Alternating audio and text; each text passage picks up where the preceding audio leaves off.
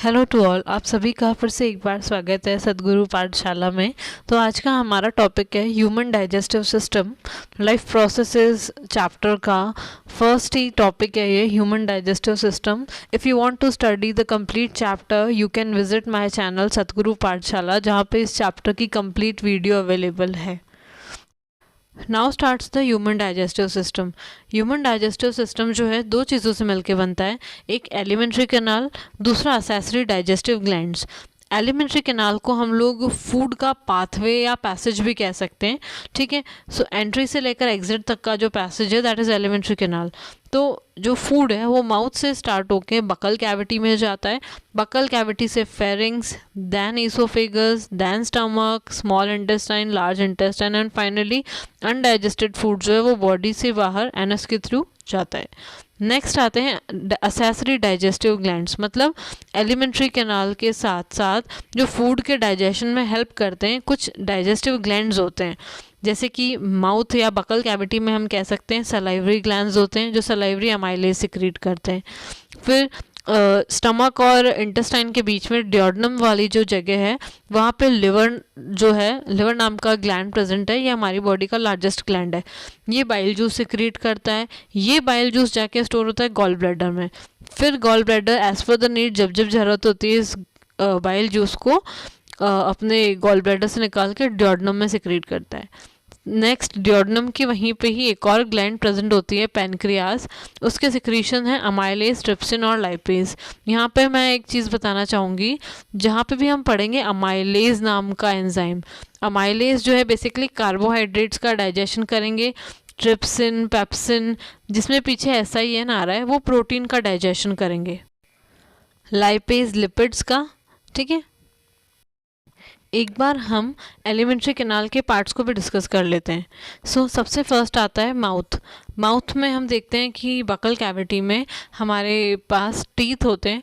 Teeth क्या करते हैं, फूड को छोटे छोटे पार्ट्स में च्यू कर देते हैं और ब्रेक डाउन कर देते हैं फूड का छोटे छोटे पार्ट्स में। उसके बाद टंग होती है जो कि सलाइवा को मिक्स करती है फूड के साथ, प्लस टेस्ट के लिए भी हेल्पफुल है। तीसरा आता है सलाइवा। सलाइवा जो है फूड को मिक्स भी करता है सो दैट कि स्वेलविंग में हेल्प हो हमें, साथ साथ में जो डाइजेशन है वो उसको भी स्टार्ट करता है। सलाइवा में ही सलाइवरी अमाइलेज जो हमने एंजाइम पढ़ा था उसका सिक्रीशन भी होता है, ठीक है। नेक्स्ट आता है फेरिंग्स। फेरिंग एक कॉमन पैसेज है नेजल कैविटी और बकल कैविटी के लिए, ठीक है। जहाँ से जो फूड है माउथ से फेरिंग्स में जाता है, फेरिंग्स से फिर एक ट्यूब लाइक स्ट्रक्चर होता है जिसको हम ईसोफेगस बोलते हैं, ठीक है। वहाँ से जो हमारा फूड है मस्कुलर ट्यूब होता है, एक वेवी फॉर्म का जो है इसमें मूवमेंट होता है जिसको हम पेरिस्टालसिस मूवमेंट बोलते हैं। उस तरह का मूवमेंट करता हुआ जो है हमारा फूड मसल वॉल के थ्रू नीचे आता है स्टमक में। स्टमक एक जे शेप ऑर्गन होता है, मस्कुलर बैग है। स्टमक की वॉल्स पे कुछ गैस्ट्रिक ग्लैंड्स होते हैं जिनके तरह तरह के सिक्रीशंस होंगे, हम आगे देखेंगे। और स्टमक के ही जहाँ स्टमक एंड होता है वहीं से स्मॉल इंटेस्टाइन स्टार्ट होता है। डियोडनम नाम का C शेप का जो स्ट्रक्चर है जहाँ आप देख रहे हैं वहीं पे लिवर अटैच्ड है। लिवर से ही जुड़ा हुआ क्या है, गॉल ब्लैडर। तो जो बाइल लिवर ने सिक्रीट किया वो गॉल ब्लैडर में स्टोर हो गया। यहीं पे लीफी स्ट्रक्चर जो है पैनक्रियाज नाम का ग्लैंड भी प्रेजेंट होता है। स्टमक के बाद आता है स्मॉल इंटेस्टाइन। जो फूड है स्टमक से स्मॉल इंटेस्टाइन में एंटर करता है। स्मॉल इंटेस्टाइन 3 पार्ट्स में डिवाइडेड है। डियोडनम जो C शेप आपको दिख रहा है जहाँ पे मैंने आपको बताया था लिवर का और पैनक्रियास का सिक्रीशन होता है वो डियोडनम ही होता है। उसके बाद डियोडनम से फूड एंटर करता है जेजुनम में, ये मिडिल पार्ट है स्मॉल इंटेस्टाइन का। उसके बाद जेजुनम से food enters inside the ilium, ये हाईली कॉइल्ड स्ट्रक्चर है, ठीक है। और जैसे छोटे छोटे पतले पतले से पाइप्स हैं बस फोल्डेड फॉर्म में, ठीक है। स्मॉल इंटेस्टाइन को स्मॉल इसलिए बोलते हैं जस्ट बिकॉज इसका डायामीटर स्मॉल है, अदरवाइज लेंथ में तो ये 6 to 7 मीटर लॉन्ग है। जबकि लार्ज इंटेस्टाइन को लार्ज बोलने के पीछे रीज़न है कि उसका डायामीटर लार्ज है, उसका डायामीटर बड़ा है। जो ट्यूब लाइक जो स्ट्रक्चर है वो उसका डायामीटर बड़ा होने की वजह से इसको हम लार्ज इंटेस्टाइन बोलते हैं। लार्ज इंटेस्टाइन के 3 पार्ट्स हैं बेसिकली, सीकम, कोलोन और रेक्टम। सीकम जो है वो वाला पार्ट है जहाँ से इलियम अटैच्ड होता है, और उसी सीकम वाले ही पार्ट से नीचे एक वर्मी फॉर्म अपेंडिक्स जैसा स्ट्रक्चर प्रेजेंट होता है। ये हमारे बॉडी में वैसे वेस्टिजियल है, हो तो भी कोई दिक्कत नहीं है और नहीं है तो भी कोई दिक्कत नहीं है, ठीक है। सीकम से फिर फूड एंटर करता है असेंडिंग कोलोन में। कोलोन का वो वाला पार्ट जो आपको ऊपर की तरफ जाता हुआ दिख रहा है उसको हम असेंडिंग कोलोन बोलते हैं। Then it follows by transverse colon, और जो नीचे की तरफ आ रहा है कोलोन उसको हम बोलते हैं डिसेंडिंग कोलोन। फिर यहाँ से फूड जो है अनडाइजेस्टेड फूड है ना, वो रेक्टम में स्टोर होता है और फिर फाइनली एनस के थ्रू बॉडी से it move out of the body. Okay, so now this comes the procedure. जैसे कि वी ऑल नो कि ह्यूमंस में भी होलोजोइक मोड ऑफ न्यूट्रिशन होता है, तो वही सारे steps, ingestion, then digestion, absorption, assimilation and then egestion, वो ह्यूमंस में भी होंगे। तो starting from the first, ingestion, जो फूड का इंटेक है ह्यूमंस में माउथ के थ्रू होता है। फिर माउथ में हम देखते हैं, माउथ से बकल कैविटी में हम देखते हैं we have set of teeth, 32 number of teeths, जिसकी वजह से हम देखते हैं कि हमारा जो फूड है वो छोटे छोटे पीसेस में ब्रेक होता है। We are doing chewing of food, grinding of food into smaller pieces so that कि फर्दर डाइजेशन ईजी हो। लाइक बेसिकली बकल कैविटी में जो होता है फूड का मैकेनिकल ब्रेक डाउन होता है। उसके बाद वो जो फूड है सलाइवा के साथ मिक्स होता है, जिसमें हेल्प करती है टंग रोलिंग में, टेस्टिंग में, या फिर हम कह सकते हैं कि फूड को निगलने में, स्वेल्विंग में भी हेल्प करती है टंग। उसके बाद हमारी बकल कैविटी में सलाइवरी ग्लैंड्स होते हैं।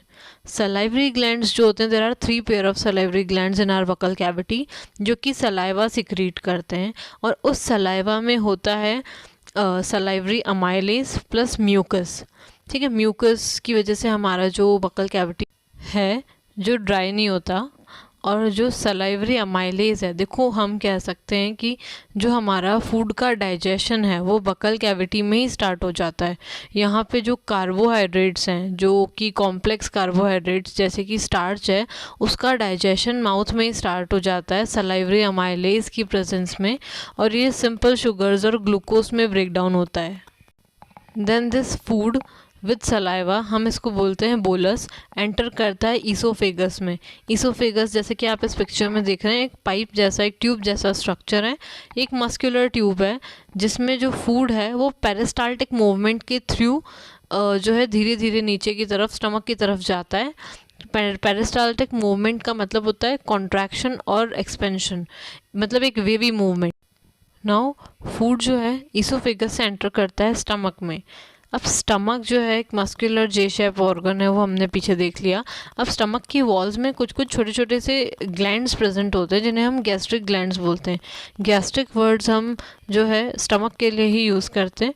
तो गैस्ट्रिक ग्लैंड्स जो हैं 3 तरह का सिक्रेशन करते हैं, एक pepsin, then HCl, third one is the mucus. देखिए पेप्सिन जो है वो प्रोटीन का ब्रेक डाउन करता है हमारे स्टमक में। उसके बाद HCl जो है वो स्टमक का जो मीडियम है वो एसिडिक बनाता है, और साथ ही में क्योंकि एसिडिक है तो कुछ माइक्रोब्स को भी किल करता है, जैसे बैक्टीरिया वगैरह अगर स्टमक में एंटर हो जाए तो उनको किल कर सकता है। अब देखो यहाँ है चीज़ कि अगर HCl ना हो तो पेप्सिन भी एक्टिवेट नहीं होता, और अल्टीमेटली फिर प्रोटीन का ब्रेकडाउन भी नहीं होगा। तो पेप्सिन के एक्टिवेशन के लिए HCl की नीड रहती है। Third one is the mucus. Mucus जो है स्टमक की लाइनिंग के ऊपर एक जेल जैसा स्लाइमी सा प्रोटेक्टिव कवरिंग है, जो कि एसिड से जो HCl प्रोड्यूस हुआ है उससे स्टमक की वॉल को प्रिवेंट करता है, अदरवाइज़ यहाँ पे अल्सर्स होने के चांसेस होते हैं। नाउ स्टमक में जो पार्शियली डाइजेस्टेड फूड है जिसको हम बोलते हैं काइम, वो स्टमक से एंटर करता है स्मॉल इंटेस्टाइन में। स्मॉल इंटेस्टाइन का जो फर्स्ट पार्ट है ड्योडेनम, वहाँ पे क्या होता है, ग्लैंड्स प्रेजेंट होते हैं 2, एक तो लिवर, दूसरा पैनक्रियास। लिवर का सिक्रीशन जैसे बाइल है, उसकी वजह से क्या होता है कि जो जो मीडियम है वो स्लाइटली बेसिक हो जाता है, बिकॉज एकदम एसिडिक फूड आता है स्टमक से, तो यहाँ लिवर का जो सिक्रीशन है बाइल जूस की वजह से यहाँ पे थोड़ा बेसिक मीडियम क्रिएट हो जाता है। अब यहाँ पे हमने देखा कि माउथ में कार्बोहाइड्रेट्स का डाइजेशन हो गया, स्टमक में प्रोटीन का डाइजेशन हो गया। अब जो ये जो स्मॉल इंटेस्टाइन का डियोडनम वाला पोर्शन है ना, यहाँ पे क्या होता है, फैट्स का डाइजेशन होता है, नॉट एक्चुअली डाइजेशन, फैट्स का इमल्सिफिकेशन होता है। जो लार्ज फैट मॉलिक्यूल्स हैं वो छोटे छोटे स्मॉल फैट मॉलिक्यूल्स में ब्रेक डाउन होते हैं in presence of bile juice. So जो डियोडनम से अटैच होके यहाँ जो दूसरी ग्लैंड है उसको हम बोलते हैं पेनक्रियास। पेनक्रियास सिक्रीट करते हैं पेनक्रियाटिक जूस। पेनक्रियाटिक जूस में आते हैं pancreatic amylase, trypsin and lipase. जो पेनक्रियाटिक अमाइलेज है वो कार्बोहाइड्रेट्स का ब्रेकडाउन करते हैं सिंपल ग्लूकोज में। फर्स्ट कार्बोहाइड्रेट्स का ब्रेकडाउन हुआ था बकल कैविटी में, अब कार्बोहाइड्रेट्स का ब्रेकडाउन हो रहा है वापस से जाके स्मॉल इंटेस्टाइन में। फिर आता है ट्रिप्सिन। ट्रिप्सिन करता है प्रोटीन का ब्रेकडाउन, ट्रिप्सिन और साथ में कीमोट्रिप्सिन भी एक और होता है। ये दोनों मिलके क्या करते हैं, प्रोटीन्स को स्मॉल पार्ट्स में ब्रेक डाउन करते हैं, जैसे पेप्टोन्स, पेप्टाइड्स और अल्टीमेटली फाइनली अमीनो एसिड्स में। तो एक प्रोटीन का ब्रेकडाउन स्टमक में हुआ, अब दूसरा स्मॉल इंटेस्टाइन में। Now last is the lipase. Lipase क्या करता है, जो बाइल जूस ने जो स्मॉल फैट ग्लोब्यूल्स बनाए थे एमल्सिफिकेशन के थ्रू, अब उन स्मॉल फैट ग्लोब्यूल्स के ऊपर ये लाइपेज एक्ट करता है और फिर उन छोटे छोटे फैट के मॉलिक्यूल्स को ये ब्रेक डाउन करता है फाइनली फैटी एसिड्स और ग्लिसरॉल में।